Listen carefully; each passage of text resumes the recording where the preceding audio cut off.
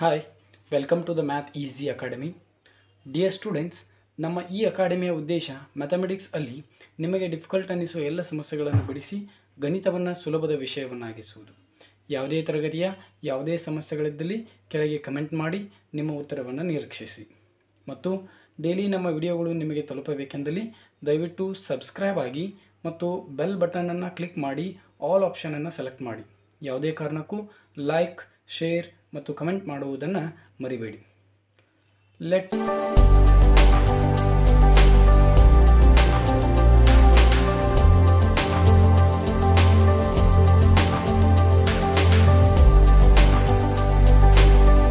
fourth example. Which term of the AP is 3, 8, 13, 18 is 78? ಅಂದರೆ ಸಮಾಂತರ ಶ್ರೇಣಿಯ ಈ ಸಮಾಂತರ ಶ್ರೇಣಿಯ ಎಷ್ಟನೆಯ ಪದವು 78 ಆಗಿರುವುದು? ಆನ್ಸರ್ ಈಸ್,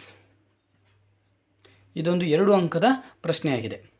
ಇಲ್ಲಿ ಎಷ್ಟನೇ ಪದವು ವಿಚ್ ಟರ್ಮ್ ಅನ್ನೋ ಕ್ವಶನ್ ಬಂದಾಗಲೇ ನೀವು ತಿಳ್ಕೊಂಡು ಬಿಡಬೇಕು ಏನನ್ನು ಫೈಂಡ್ ಮಾಡ್ತಾ ಇದ್ದೀರಿ ಅಂತಂದರೆ ನೀವು ಎನ್ನನ್ನು ಫೈಂಡ್ ಮಾಡ್ತಾ ಇದ್ದೀರಿ. ನಿಮಗೆ ಈಗಾಗಲೇ ಗೊತ್ತಿರುವಂತೆ the nth term of an arithmetic progression is a plus n minus 1 into D. A N ಅಂದರೆ ಕೊನೆಯ ಪದ, ಎ ಅಂದರೆ ಮೊದಲನೆಯ ಪದ, ಎನ್ ಅಂದರೆ ನಂಬರ್ ಆಫ್ ಟರ್ಮ್ಸ್, ಡಿ ಅಂದರೆ ಡಿಫ್ರೆನ್ಸ್ ಬಿಟ್ವೀನ್ 2 ಕನ್ಸಿಕ್ಯೂಟಿವ್ ಟರ್ಮ್ಸ್. ಯಾವುದಾದ್ರೂ 2 ಪದಗಳ ನಡುವಿರುವ ವ್ಯತ್ಯಾಸ. ಆಲ್ರೆಡಿ ಇದು ಅರ್ಥಮೆಟಿಕ್ ಪ್ರೋಗ್ರೆಷನಲ್ಲಿದೆ. 2 ಪದಗಳ ನಡುವಿನ ವ್ಯತ್ಯಾಸ ಒಂದೇ ಆಗಿರುತ್ತೆ. 8 minus 3 is 5, 13 minus 8 is 5, 18 minus 13 is 5. ಇವೆರಡು ಪದಗಳ ನಡುವಿನ ವ್ಯತ್ಯಾಸ ಕಾನ್ಸ್ಟಂಟ್ ಆಗಿದ್ದರೆ ಮಾತ್ರ ಇದೊಂದು ಸಮಾಂತರ ಶ್ರೇಣಿಯಾಗಿರುತ್ತದೆ. ನಾವು we should find out the value of N. ನಾವು ಏನನ್ನು ಕಂಡುಹಿಡಿಬೇಕೀಗ? ಎನ್ನ ವ್ಯಾಲ್ಯೂವನ್ನು ಕಂಡುಹಿಡಿಬೇಕು. ಈ ಫಾರ್ಮುಲಾದಲ್ಲಿ ನೀವು ಗಮನಿಸಿದಾಗ ಎಷ್ಟು ಅನ್ನೋನ್ ಥಿಂಗ್ಸ್ ಇದ್ದಾವೆ ಅಂತಂದರೆ N, A N, D 4 unknown things ಇದ್ದಾವೆ. ಅದರಲ್ಲಿ ಯಾವುದಾದ್ರೂ 3 ಥಿಂಗ್ಸ್ಗಳ ಬೆಲೆಯನ್ನು ಕೊಟ್ಟಿದ್ದರೆ ಗೊತ್ತಿರದೆ ಇನ್ನೊಂದನ್ನು ನಾವು ಕಂಡುಹಿಡಿಬೋದು. ಫಾರ್ ಎಕ್ಸಾಂಪಲ್ ಎ ಎನ್ ವ್ಯಾಲ್ಯೂವನ್ನು ಕೊಟ್ಟಿದ್ದಾರಾ ನೋಡಬೇಕು, ಎ ವ್ಯಾಲ್ಯೂವನ್ನು ಕೊಟ್ಟಿದ್ದಾರಾ ನೋಡಬೇಕು, ಎನ್ ವ್ಯಾಲ್ಯೂವನ್ನು ಅವರು ನಾನು ಈಗಾಗಲೇ ಹೇಳಿರುವಂತೆ ನಾವೇ ಫೈಂಡ್ ಮಾಡಬೇಕು. ಡಿ ವ್ಯಾಲ್ಯೂವನ್ನು ಕೊಟ್ಟಿದ್ದಾರಾ ಚೆಕ್ ಮಾಡಿ. ಎ ಎನ್ ಅಂದರೆ ಏನು? ಕೊನೆಯ ಪದ. ಈ ಸಮಾಂತರ ಶ್ರೇಣಿಯಲ್ಲಿ ಯಾವುದೇ ರೀತಿಯಾದಂಥ ಕೊನೆಯ ಪದವನ್ನು ಅವರು ಕೊಟ್ಟಿಲ್ಲ. ಇಲ್ಲಿ ನೀವು ಅಬ್ಸರ್ವ್ ಮಾಡ್ಬೋದು.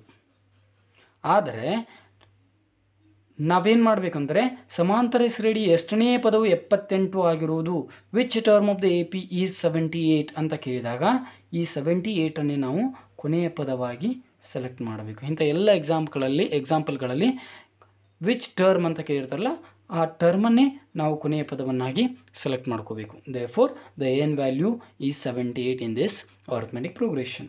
What is the A value of this arithmetic progression? It means what the first term, ಮೊದಲನೇ ಟರ್ಮ್ ಏನಿದೆ 3 ಇದೆ. ಹಾಗಾದರೆ ಎ ವ್ಯಾಲ್ಯೂ 3 ಇದೆ. What is the common difference? D. Common difference is nothing but a2 minus a1 or a3 minus a2 or a4 minus a3.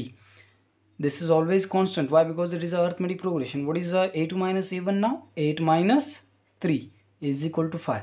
Either you can take 3 minus a2 or you can take a4 minus a3. Always it comes constant. Why? Because it is a arithmetic progression. Already they have given here which term of the AP arithmetic progression. Therefore we are having the values of an and the a and the d. Only the unknown thing is n. Just put these all the values in this formula and find out the answer. What is an here? An is 78. 78 ಆಗಿದೆ. What is the a here? A is 3. n minus 1 ಅದೇ ರೀತಿ ಬರೀರಿ, ಯಾಕಂದರೆ n value ನಮಗೆ ಗೊತ್ತಿಲ್ಲ. What is the value of d here? d ಅಂದರೆ ಎಷ್ಟಿದೆ? 5 ಇದೆ.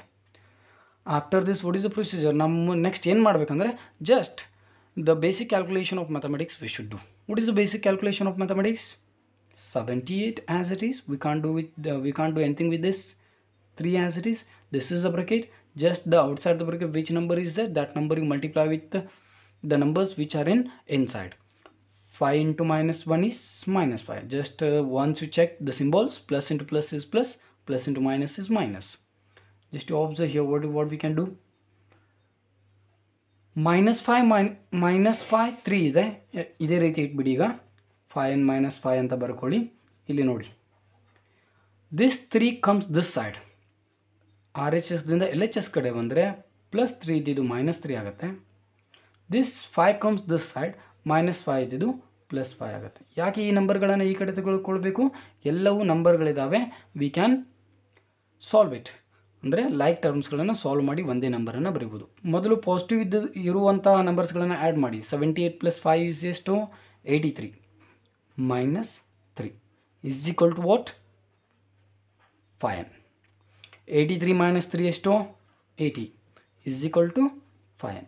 You can write in the standard form that 5n is equal to 80. ಇದೇ ರೀತಿ ಇದ್ರೂ ನಡೆಯುತ್ತೆ, ಆದರೂ ಕೂಡ ಒಂದು ಸ್ಟ್ಯಾಂಡರ್ಡ್ ಫಾರ್ಮಲ್ಲಿ 5n ಇಸ್ ಈಕ್ವಲ್ ಟು 80 ಅಂತ ಬಂತು. Therefore n is equal to 5 is multiplied with n. 5 ಇದು ಎನ್ನಿನೊಂದಿಗೆ ಗುಣಾಕಾರದ ಗುಣವನ್ನು ಹೊಂದಿದೆ. ಹಾಗಾದರೆ ಈ ಕಡೆ ಬಂದರೆ ಏನಾಗುತ್ತೆ? ಈ ಕಡೆ ಬಂದರೆ ಭಾಗಾಕಾರ. ಪ್ಲಸ್ಸು LHSದಿಂದ RHS ಕಡೆ ಹೋದರೆ ಮೈನಸ್ ಆಗುತ್ತೆ, ಮೈನಸ್ಸು LHSದಿಂದ RHS ಕಡೆ ಹೋದರೆ ಪ್ಲಸ್ ಆಗುತ್ತೆ. ಹಾಗೆ ಮಲ್ಟಿಪ್ಲಿಕೇಶನ್ನು ಡಿವಿಷನ್ ಆಗುತ್ತೆ, ಡಿವಿಷನ್ನು ಮಲ್ಟಿಪ್ಲಿಕೇಶನ್ ಆಗುತ್ತೆ. Okay, n is equal to 80/5. This implies that n is equal to 5 1s are 5 1s are 3 remains 30, 5 6 are 30. Therefore n is equal to 16. What is the conclusion here? The 16th term of an AP is 78. The more important thing I'll tell here, ಇಲ್ಲಿ ಇದೊಂದು integer ಬಂದಿದೆ, n is equal to 16 ಅಂತ integer ಬಂದಿದೆ. ಇದೇನಾದರೂ ಡೆಸಿಮಲಲ್ಲಿ ಬಂದರೆ, for example n is equal to 16.2 or 3 ಅಂತ ಬಂದರೆ ಆವಾಗ 78 ಇದ್ದಿದ್ದು ಈ ಅರ್ಥಮೆಟಿಕ್ ಪ್ರೋಗ್ರೆಷನ್ನಲ್ಲಿ ಬರಲ್ಲ ಅಂತ ಕನ್ಕ್ಲೂಷನ್ ಆಗುತ್ತೆ. ಇದು ಇಂಟೀಜರ್ ಬಂದಿರೋ ಕಾರಣ 78 is the 16th term of this AP. Okay, thank you.